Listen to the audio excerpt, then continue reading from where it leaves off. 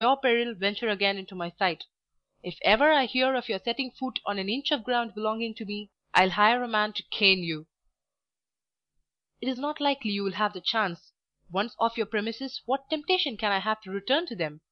I leave a prison, I leave a tyrant, I leave what is worse than the worst that can lie before me, so no fear of my coming back." "Go, or I'll make you!" exclaimed Crimsworth. I walked deliberately to my desk, took out such of its contents as were my own property, put them in my pocket, locked the desk, and placed the key on the top. "What are you abstracting from the desk?" demanded the mill owner. "Leave all behind in its place, or I'll send for a policeman to search you." "Look sharp about it then," said I, and I took down my hat, drew on my gloves, and walked leisurely out of the counting house, walked out of it to enter it no more.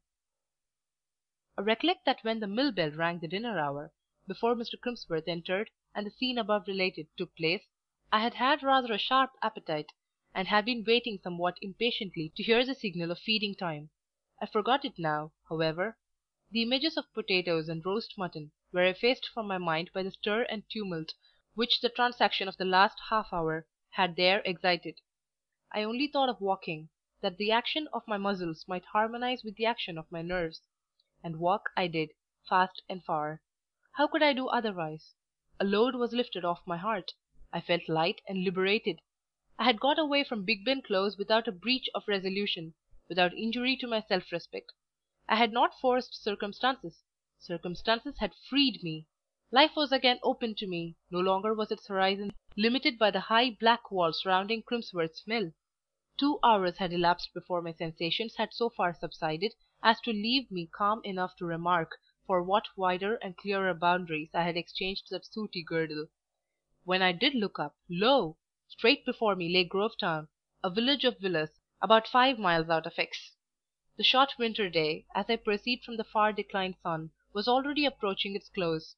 A chill frost mist was rising from the river on which X stands, and along whose banks the road I had taken lay.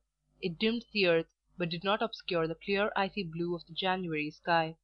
There was a great stillness near and far. The time of the day favoured tranquillity, as the people were all employed within doors. The hour of evening release from the factories not being yet arrived, a sound of full flowing water alone pervaded the air, for the river was deep and abundant, swelled by the melting of a late snow. I stood awhile, leaning over a wall, and looking down at the current. I watched the rapid rush of its waves.